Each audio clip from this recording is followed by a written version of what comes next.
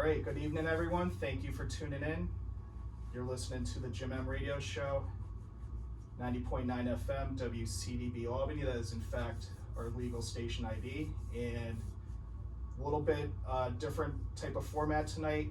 I'm very honored to have a guest in the studio. It's very rare that I get to do something live like this with another person in the studio, but we have Justin Ko. He is part co-owner of the Korean American restaurant called Son of Egg that is located over in Rensselaer.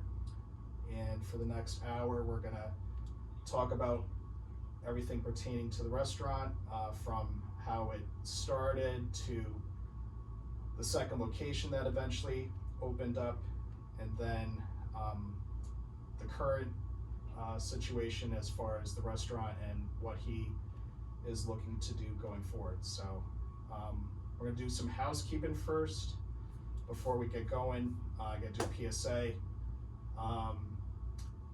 Actually, do you have an event happening soon at your place that I can plug? I think we have a couple music shows in November. Okay. Just be on the lookout for those. Okay. I don't have the exact dates, but. All right, so sometime next month. Yes. Do you know what days possibly? It's a Saturday, 2 Saturday shows. Okay, awesome. So go to Son of Egg. They have an Instagram page. You can follow them on Instagram to get more information for those shows happening next month.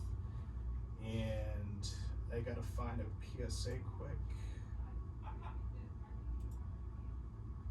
All right, we will go back into the, let's see, we'll go into the 2016 archives.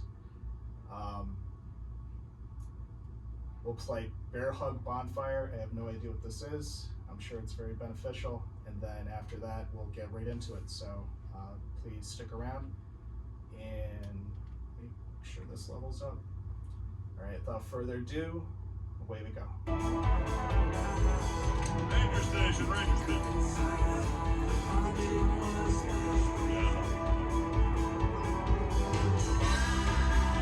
I saw some like dry brush and leaves around, so I said move the bonfire somewhere else, and out of nowhere, Smokey Bear shows up and hugs me. All right. So you noticed some wildfire hazards and moved your bonfire to a safer location. Yeah. Yeah, that's Smokey, all right. He likes it when people help prevent. So we're silence right now. It's close to home. What's that? Not We're everybody off gets right the now. hug. Yeah, we're off right now. So that's pretty special to get a hug from Smokey Bear. Huh, so it was him. Hey, guys, I told you it was Smokey. Okay, well, congratulations, You man. never got interested to do your own Nothing's podcast or something? There are many ways to prevent a There, wildfire. I do have an Learn opportunity how you for can that, do your part. but that's at the other station.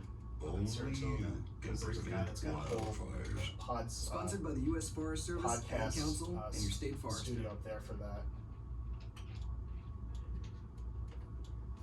Alrighty, we are back, and Justin Ko, welcome to WCDB. Thank you, thank you. All right, and so like I said, normally the show I do on a weekly basis is sports talk, but we're going to table that for this week. I couldn't pass up an opportunity to have someone here in the studio. Like I said, it's rare that I get a chance to be able to have a guest here, so thank you for stopping by.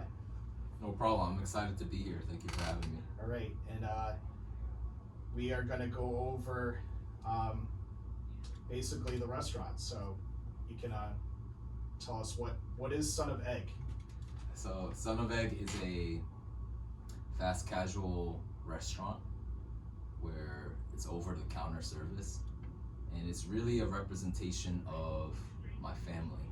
So, I came to the U.S. when I was about 4 or 5 years old, Okay. 1999. Okay. And now I've been here about 25 years. So the restaurant really is a representation of Korean American food. It's Korean influenced food with an American taste. So people are familiar. It's like a gateway to Korean food. all right, that's a good word. Yeah, because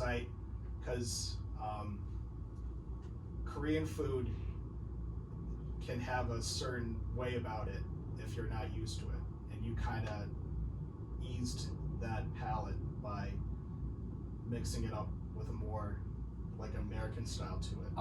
I would go even further and say, when someone thinks about foreign food, the most times they avoid it is because they don't know what to order.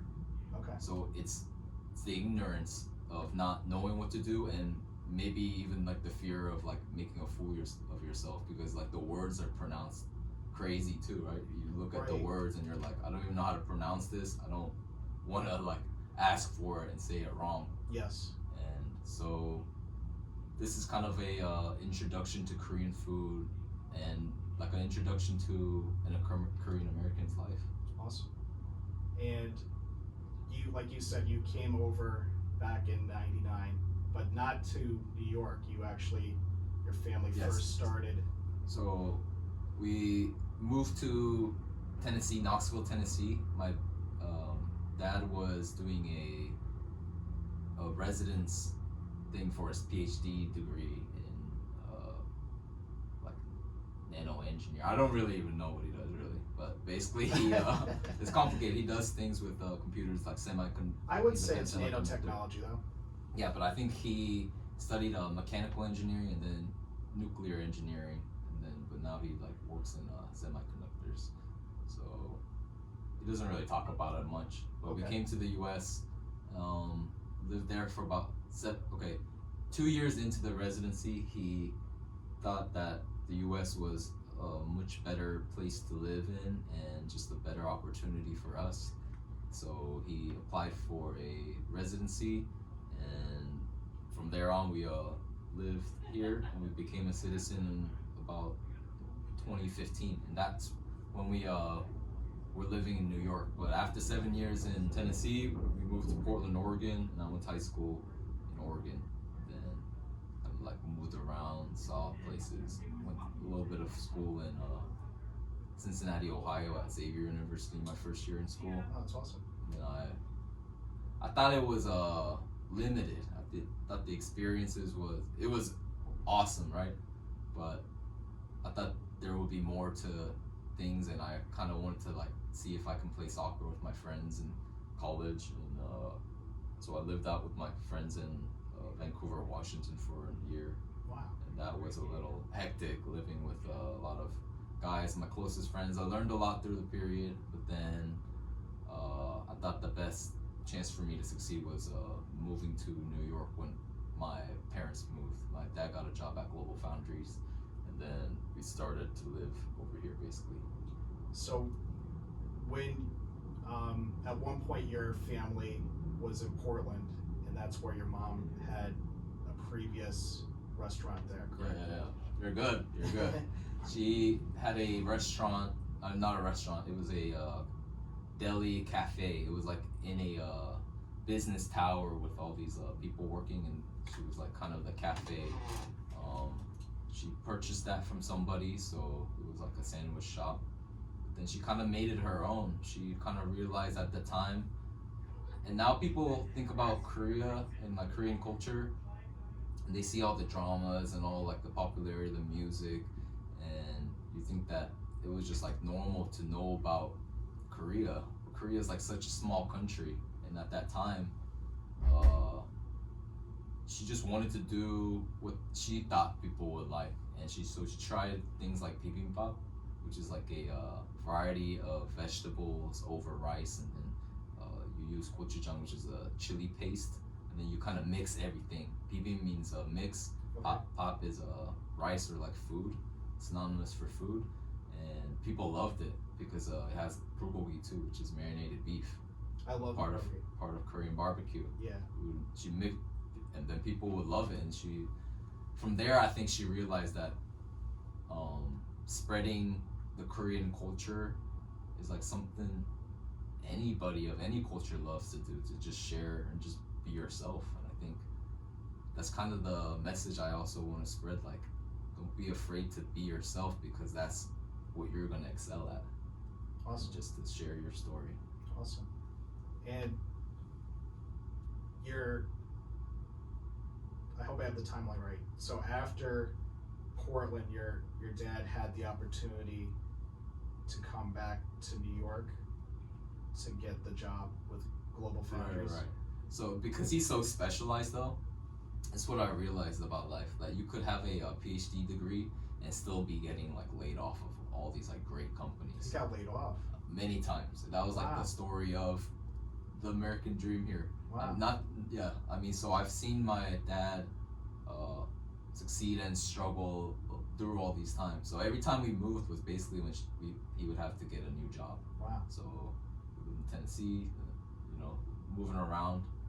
That was kind of why he was moving around. And I don't necessarily think people want to do that, but you gotta do your thing. Right. But that kind of gave me the experiences in these different regions. So I think it played a part in how I see the world. Maybe I'm not sure. No, I would say definitely.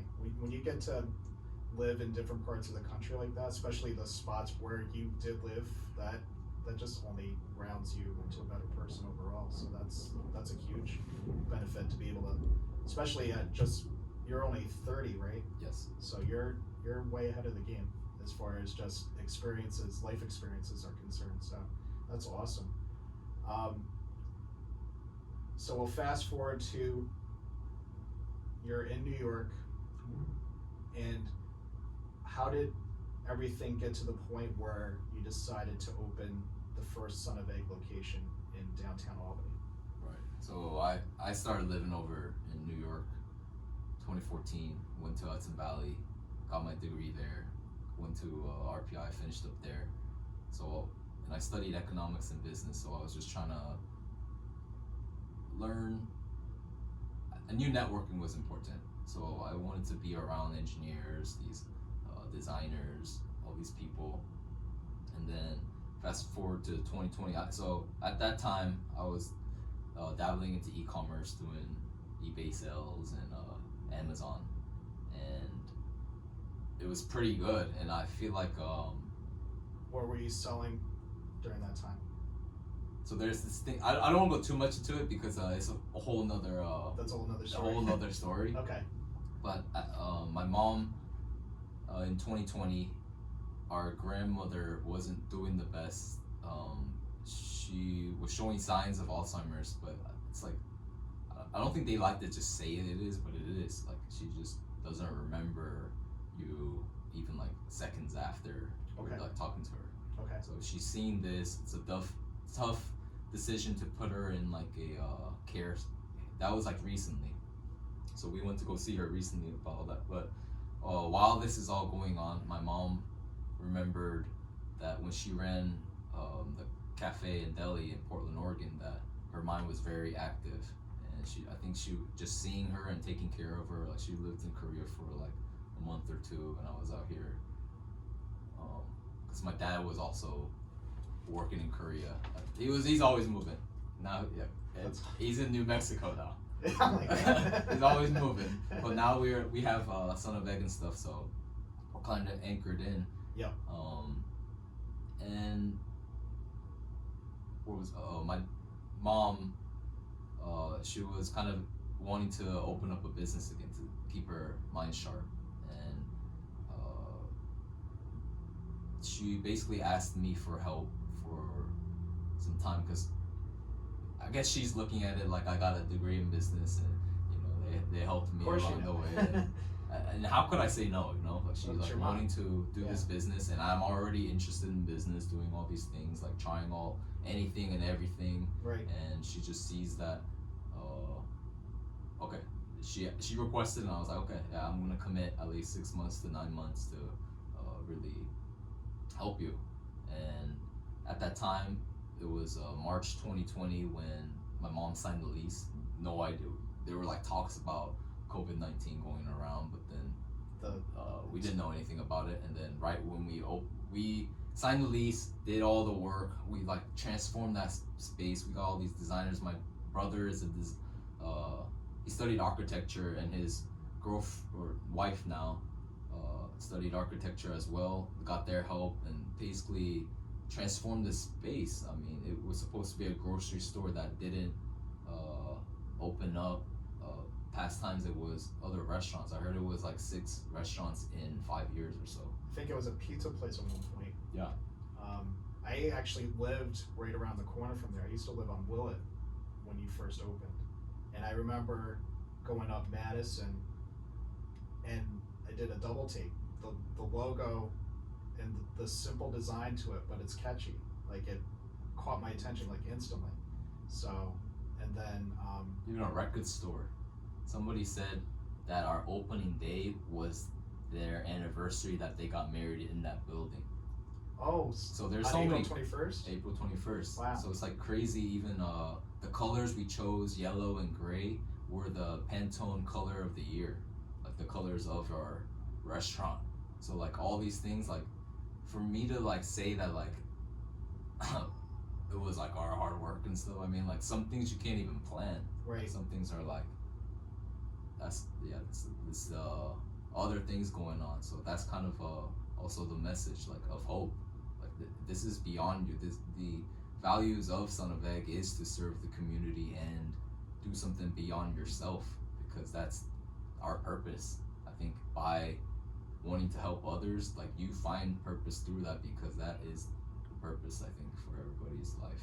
And you, like you said, we're literally in the first few weeks of a global pandemic. It's, you know, the odds of not just opening a restaurant to get it off the ground and be sustainable without a pandemic is, the average is 90% of restaurants end up closing within 2 years. And then you have by the way, a pandemic to deal with on top of that. And we talked about how you found this instant connection to just the customers that were coming in, like you said, that you began to realize, hey, this is more than just about running a business. This is about connecting with the people that are going through that door. You know, it's a destination spot. Yes, there are other things nearby that people can, you know, plan a walking trip. You know, you can go to Price Chopper down the street, so on and so forth, but they are coming into your place to get food. And it's when you're able to make that connection, and then you start having the repeat business and then word of mouth. Word of mouth is two things. It's either your best friend or your worst nightmare. And to have your place be able to gain traction and just remain open, that's, you know, that whole area, Lark Street in general, for a number of years, there's been places that come and go all the time. Even something like Bombers is no longer there, you know? So it's tough to keep. Even us. Well, yeah, that's true too. So actually, you did, eventually you opened your second location, Right. in Rensselaer. That was April actually 2022. to the exact day, right? It was 2 years to the exact day when you opened the doors. Yeah, we did our opening on April 21st of 2022. And how did you come about that space? I when I was doing some research, I noticed that the reason you're looking for another location was to just simply, first of all, have more space to possibly do like wholesale, to have like a commercial style kitchen, and the fact that it had a second floor to it where you could have events and other type of functions. How did you find that location? How did that come about? We just covered a lot just now. I first wanted to say I'm not gonna deny the capitalistic state of like the U.S. Like we live in a capitalistic state, so for me to deny that like these business things aren't going on and just make it seem like it's like altruism for us to just be opening up, that's not the case. But Okay. going off of that, I'm just saying I think I was like trained to be a hustler, because when I moved to New York and went to Hudson Valley, I joined the investment club, and in that investment club there was a real estate developer guy, just like a small time guy, not like too crazy or anything, but he never graduated high school and always he worked in restaurants and also did like flipping houses and just developing houses. So like he was like this Jewish guy, and but his like imagination was like on another level. He would just look at a building and be like, hey, I'm gonna do this, this, and this, and this. And so I followed him around for like a year and a half and kind of like learned like, hey, there's another path from school, because I'm like looking at my father, and he like studied very top, went to Seoul University, did all these things, but then as a very specialized engineer, all these things can still happen to you. Right. So I saw like both like this different, because that's all I knew. So I'm now walking around with this guy, and he's kind of like training my mind on how to like see things, imagine things, and just like create the world you basically want to see. Okay. So I'm going now, driving around. I even Ubered around here. So when I first moved here, I was an Uber driver when it first came to Albany. It was like banned, or like they weren't allowing it for a while until like 2016 or 15 or some around then. I learned the streets a lot, and then even like driving around in real estate, you're like always looking at buildings and just like looking at the streets, seeing potential, what's going on over here. Right. And by doing that, there was a sign. There was a guy named, it's Acre Real Estate, Claire Francis B. It's a guy named Claire, and he had a sign right on Broadway in Albany when you're like going towards like the warehouses and stuff, before all like the warehouse district how it is now. It's like all developed. Yeah, bars and restaurants. There was a sign, and I called him up.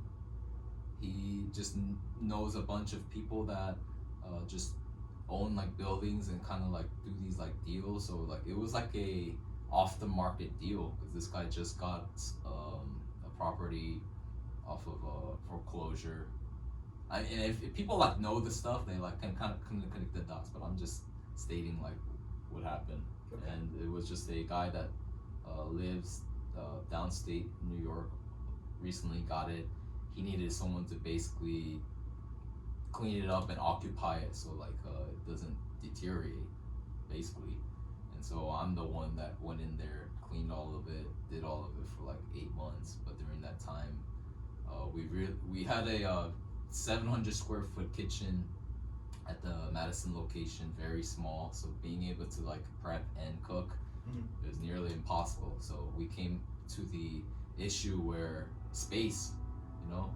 And then so we were kind of looking at that, looking to see if there were any like ghost kitchens we could do and whatnot. But I'm just calling up. You can't be like afraid to go after it. And I recently learned like a concept called the rain dance. Like dancing for rain might not necessarily do anything, but it's your act of like doing something for something you want. Like you gotta put it into action.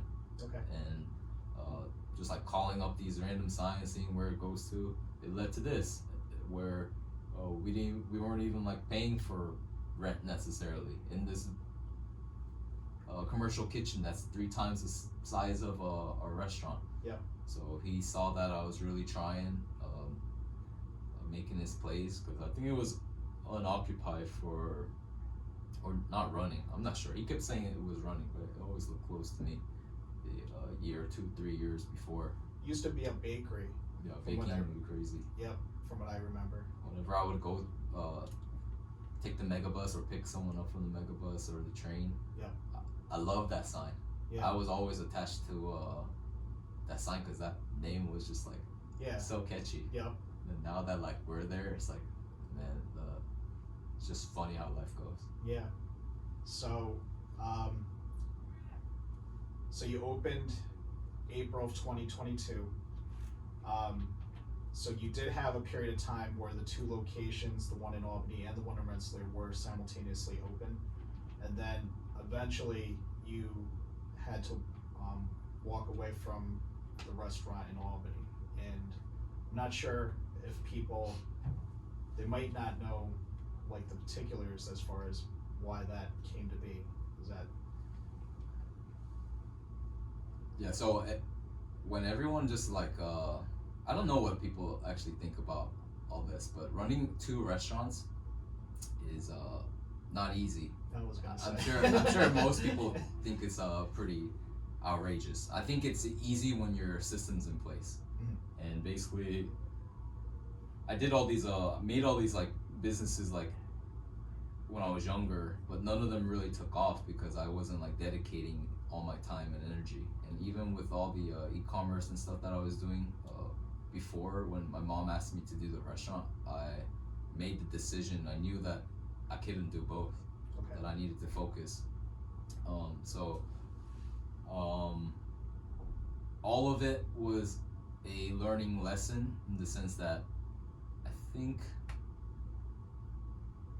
I didn't know what I was doing necessarily.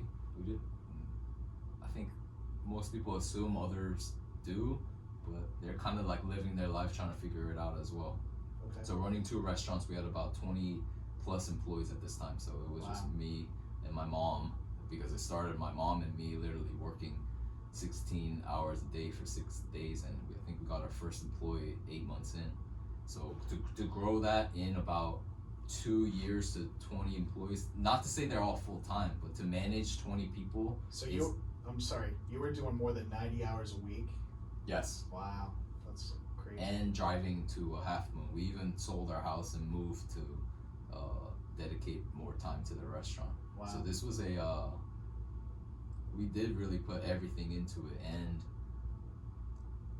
listen to everything that people were saying in the beginning.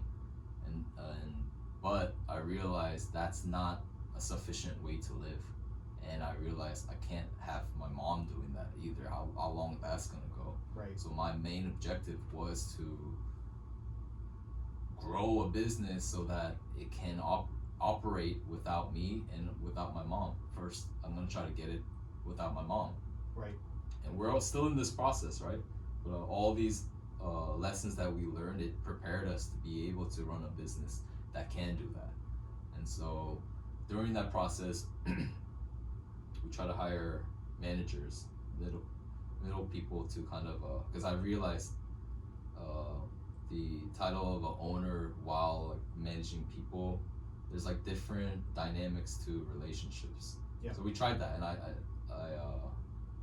I don't want to really talk bad about everyone because things happened, but I'm very like grateful for all that happening. Even because when I closed that restaurant in October, our first location, I was depressed.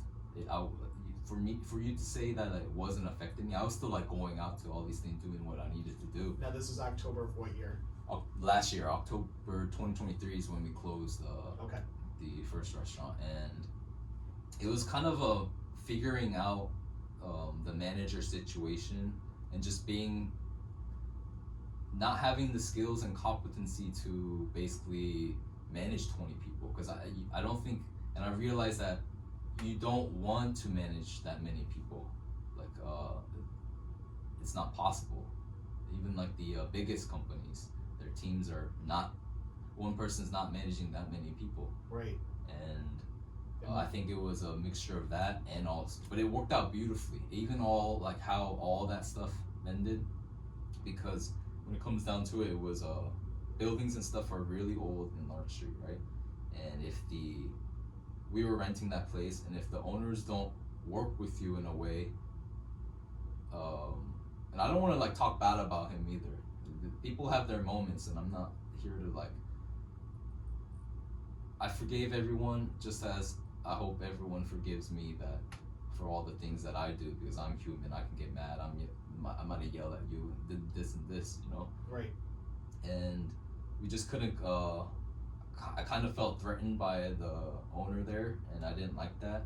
Okay. And I don't want to feel like I'm working with you. I just like transform your place to maybe even like it's a viable location. you're getting cash flow right for your property. Yes. Like, you should be very like we're working together to build this community. And if I don't feel like that, I don't want to feel like I'm like grasped by someone, like being controlled. And I don't think most people do. And I think that's standing up to the oppression. Sometimes you gotta do it with risking money, and and that place I'm so grateful for. That was the spot. That's where we began, and able to even find a spot like in Rensselaer. But now it's transformed to more opportunities and things that we can do, and I'm very glad for all that to happen, really. And yeah, part of me coming here and reaching out also to just like put the message out was, a lot of it was from anger from these things happening, and I wanted to do the rain dance to just see what could come out and maybe get justice served. But now, after like calming down and time has passed, I realized like, no, there's a bigger message. There's a better message, and that is of hope, and also encouraging everybody to, grab what's yours. And if you see an issue, it's probably an issue to you because you care about it, and you're supposed to be the one to fix that issue for everyone. Okay, that's awesome. That's especially if you feel like you're in the right in a situation where you and your landlord in Albany are, seeing things differently, and you're able to walk away from that situation, and then over time, like you said a moment ago, you forgave, and you realize there's even bigger things that are coming down the road that need your attention, as opposed to wasting time being upset and angry, with what happened in Albany. So that's very commendable. It's a tough thing to do. It is, but I would also say it's not like all everything's great either, in the sense that like when you decide that you want to do something and you're like leading on your venture or anything, think about a bow and arrow. Like when you shoot an arrow, for it to puncture through something, the tip of the arrow is most likely gonna break for the whole arrow to go through whatever needs to go. And I think that's a good analogy of being a leader. Like you can get hurt, but you do it knowing that you're gonna get hurt to get everybody through. Okay. I think that's why people say sometimes doing these things can be kind of lonely, in the sense that like you sometimes have to do what you know you need to do when everybody else might be saying something different, and people might talk bad about you even if you're doing the right thing. And I think that happens naturally. Let's just imagine someone stealing or something, right? If that person was to steal and they felt some type of way, you don't think they're saying something to other people to make it seem like what they did was right?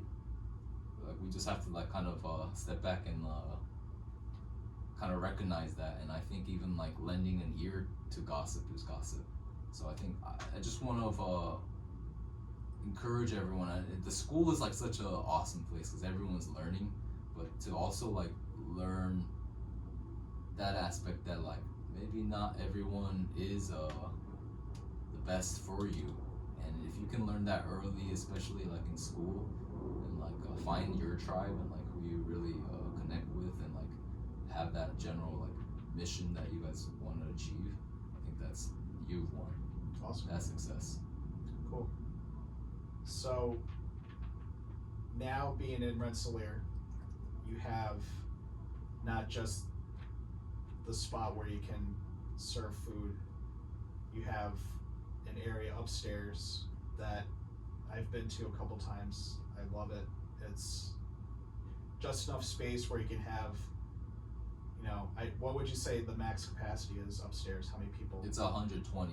Okay, so that's great for when you want to have bands that are coming through town that are not able to, go to the, like the Egg nearby in Albany, or even the Palace Theater, where those places can hold between 1,000 and 2,000 people. If you just want to have bands that are passing through so that they can keep, you know, staying on the road to do like maybe like a mini East Coast tour. That your location where it's centralized in the Capital District and it's like a jump off point in all different directions. So it's just nice. I like it. It's just a really cool spot to be in. And in addition to, you've done music, and you, this past Saturday night, you actually had a comedy show, correct? Yes. And how was how many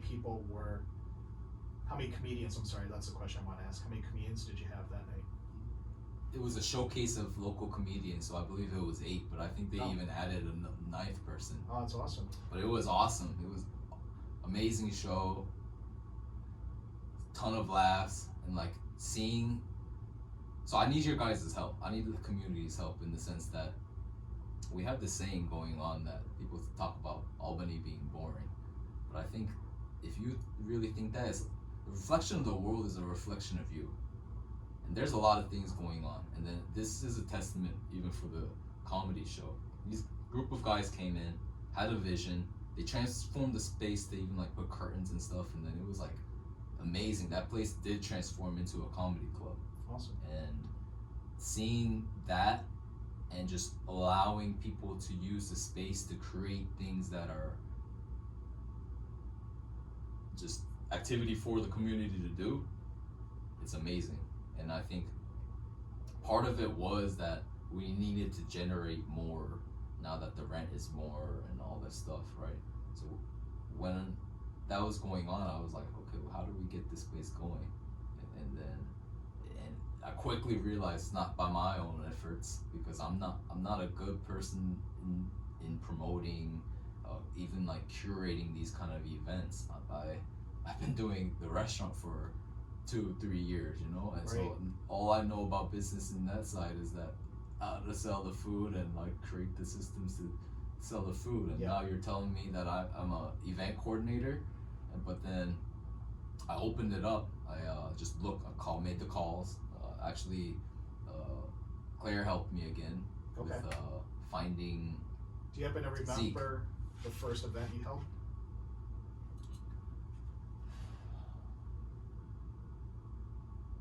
I think it was it was like steady. It was just like the start from the first restaurant that nobody really came the first day. It was one person, a friend of my mom. Okay. And then like 5 people showed up the next day. It was like church members of my mom's, and I think my friend showed up the 3rd day. You know, it was like steady. Yeah. So people started. I think the church started doing these like just like meeting up and stuff at the upstairs, and then I don't recall. If I look at the photos, I'll be able to. Okay. Because life, lots moving going on right now. So just and I talked about a lot. So I think my brain juice is getting used up. But there's like people do like trivia. They kind of like rent the space and make their own. So you have like certain shower. themes on certain days? No, people can rent the space to use it however they want. Okay. And if you rent the space, you can like bring your own food even, and whatever. That space is yours to use. Okay. So that's kind of how it goes. The space transforms into whatever it needs to be of that occasion. Okay. So I've seen bridal showers, graduation parties, fraternity, like a formal. So there are people wearing like nice tuxes and stuff. And, awesome. There's a big Korean adoptee group in the area, and they did like a Korean prom to like get together and like wear hanboks, like traditional Korean clothing. Okay. And the music shows I think started like a year and a half ago now. Okay. And that was going on for every Friday for about a year. And then there was unfortunately a situation pertaining to a music event you had at one point. Was that was within the past year or so? That was in the past months. It was recent. I feel like it was very recent. It was happening in I want to say May, but I had to go to Korea in July. Okay, yeah. I think it's just part of it. I think you now, like, having some time go by. Long story short, bartender was stealing. How do I know that they were stealing? They're gonna deny all that stuff, which is okay. And I try to, give them opportunities just to fess up. Like, just tell me the truth, and it's okay. Right. But they were denying it, and so I was being revengeful, and trying to get the detectives and stuff and all this stuff, which they can, but I put people in a weird spot if they have to, like, kind of like, the saying goes, like, snitch it, like, just talking, ratting someone out. No one wants to rat someone out, even if it's the truth, and they don't. It's like hard to put people in that position too, and I'm not saying that it's like over. I stopped putting so much gas towards it, because, like, why spend the energy for something that I accepted? And the proof is, like, they were taking cash, and they put their personal Venmo and Cash App at the bar. Oh my God. So it's like, for a fact that you were doing this, I Right. show you this, you're still denying it. I mean, yeah, it takes courage for you to speak up and admit you did something wrong, which is totally fine. So that last show on Friday, if you're at that one in May, I believe, and you saw this and you want to say something, by all means you can. I mean, they're looking for it, but I've accepted it, and I think it was like a lesson even in business, that you need to be able to track everything, like your inventory, so you don't, the temptation's not there. You have to make it so that, like, people know that, hey, there's systems to this, that even if I were to do something stupid, I'm not gonna do it, because I would be stupid. Right. So yeah, in a sense, they were, like, being smart about it. But all that stuff happened, and then my grandpa was also ill in Korea, and he's 96. Wow. So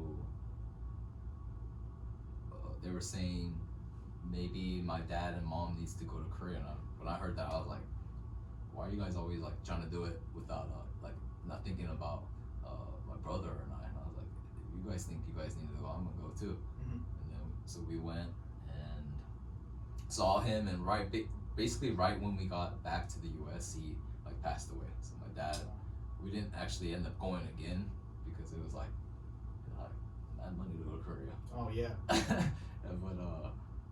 I would have, but we literally just got back, and, like, things were just, like, way too hectic that my dad went, and then it was really good to see my family and my grandpa. And How long did you get to stay for? it was supposed to be a week, but honestly, like, we went to see him every day, and he just kept getting better. He kept getting better, and then after a week, we extended our stay, because we didn't know. They kept saying that he was gonna literally just go the next day, but he just kept getting better, and awesome, right? Yeah. But it got a little weird. It was a little weird, because now, like, they made it seem like we're, like, trying to expect him to, like, go. That's not what we want. Right. And so we kind of just, like, enjoyed time with family, spent time, and then we were glad to see him, and then we were like, okay, I think it's just time to go. We're not just gonna wait for him to go. Yeah. But after we left, it just happened that. So with that trip, you had talked about with me that you came to this new way of looking, how in general, just how you view food with people. If you want to talk about that for a moment. It happened a little bit before, so it honestly was a spiritual experience for me to have, like, different outlooks on life. I think it comes from knowledge and just, like, wanting to learn more, and just, like, thinking about it. I had a different outlook to life, and even the things going on with my grandpa, like, solidified that this kind of, like, should be the message. Like, why are people changing the way they eat when they're sick? So you always hear that. You always hear like, oh, right when they get sick and they develop all these problems, they change up their diet. But I think we gotta look at it proactively and see that like what we're eating is what's causing us to be sick, or why not do it now so you don't get sick? Be proactive. Yeah, so you're eating things that, yeah, and I believe that food is medicine, and just be like more conscious of like what you're eating. And I think also just looking at the economics of the world, or even like Albany in general, we're seeing all these like chain stores and like these big groceries. We're getting all these things that the characteristics of a city. Like you go to like Chicago, you go to New York, you go all these big cities. They're almost like blueprints of each other in a sense that they have all the chains that you want. Like, Yeah. you got your Chipotle's, you got, you know, and like, yeah, people generally want those, but I do encourage that, like, hey, these like local businesses that honestly like is what makes that city different. You might go to Chicago, there might be like a mom and pop store that literally defines that area that they only know about because they live there. That is actually the culture and like the center, you know, like, and so music, art, food, I think is the culture of any area, and we're kind of just trying to tap into that. And so people that are interested in all that stuff, I think you have to become active to make be part of the scene and make the scene. Awesome. And so we have a few more minutes. We've got about 7 minutes, or I'd say 5, just to make sure we get out on time. So I guess I want to just make sure for the last couple minutes, just how can they reach you? Like, as far as what do you use for social media? What are you looking to do going forward with your event space? Those type of things. My restaurant's www.sonofegg.com basically is our hub for anything. There's a tab for events, our kimchi, our catering, and just ordering food in general. If you want to find anything related to Son of Egg, you're gonna go to our website, and then our Instagram is son_of_egg. So Son of Egg, but with the spaces. Okay. My personal is SOE_JCO, committing to the brand of Son of Egg. Okay. But moving forward, all those things that we just mentioned, the catering, the events, please tap in if you're interested in those, and it'll help us a lot. Kimchi, we're in places like Honest Weight Food Co-op. Skinny Pancake uses our kimchi for one of their dishes. If there are any restaurants that... Oh, that's the place on North Pearl Street, right? Yeah. Awesome. So any like restaurants that want to use kimchi, don't want to make their own kimchi, want to support local and get some good kimchi, you guys can reach out. But moving forward, I actually have a very big plan, because I wanted to actually say something about the you said co-owner of Son of Egg, and I think when the creation of a business happens, you need to have a very good understanding of the roles, or like the people involved, your stakeholders, right? So I created it for my mom. So my mom is the owner. So in a sense, as you grow your business, you like focus on how you like structure things as well. Okay. So in technicality, I'm the CEO in a sense. Okay. So I'm actually the manager of like these business decisions. I'm making the business decisions.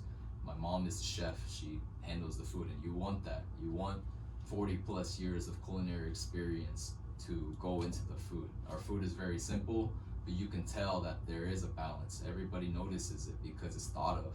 The way that you're even putting the salad in a way, like washing everything, the process, like you want the years of experience behind that. So I'm kind of the person now to grow things, and if you don't keep growing, you die. That's the nature of life. So I understand this, and so the next direction that Son of Egg is going is allowing people to open up their own Son of Egg in full ownership. So in a sense. you're looking to franchise, possibly. But it's better.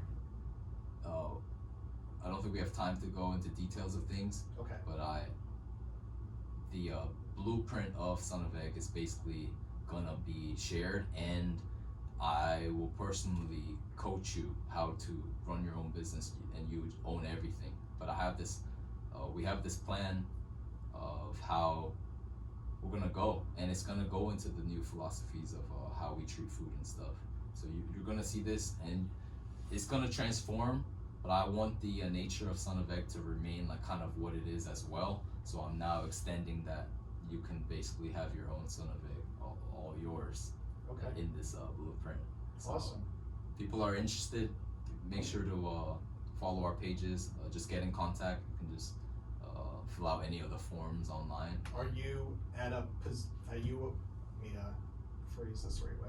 Are you at a point where if someone like even this week reached out to you, like you could start laying the groundwork for them to get? Yes, that would be even better. I mean, this package, we already have it. It's probably gonna be a package of like 10K, but you might think like 10K is a lot, like the listener, right? And especially if you're a college student, yeah. But going to school even is like 8K plus. Let me compare it to something, okay? So you know Tipsy Moose? Yes. They just announced that they're looking to franchise. They're asking people to put up $300,000. Yeah, I mean that's how it goes. We open up a McDonald's like $4 million, Right. but this blueprint is to show that you can do it on your own. And if you choose to use I'm giving you the ingredients, everything, our systems of how to do everything, so that you can do it on your own. And I want you to use the Son of Egg name without any royalties and any of that, because I know great. the mission that we have is beyond this, and it's gonna I don't know how it's gonna go, but the message is to basically show that people that healthy food can also be extremely good. And I think Son of Egg's food is very good, but we're gonna even expand more on our Korean culture and heritage of food, and just like I feel like the Asian countries kind of already know that, in the sense that like the Eastern medicine, like like these, it's about something beyond this physical things that we can see, and our eyes are the first things to fool us. And I'm excited. Awesome. We're energized. Awesome. You did great. We are at 7 o'clock. Okay. So you had, like I said, it was it's awesome. Thank you so much for coming in tonight, to give your backstory and also to promote what you're looking. I'm really excited for you. I hope what you just talked about just now comes to fruition in as many ways possible. So it's cool.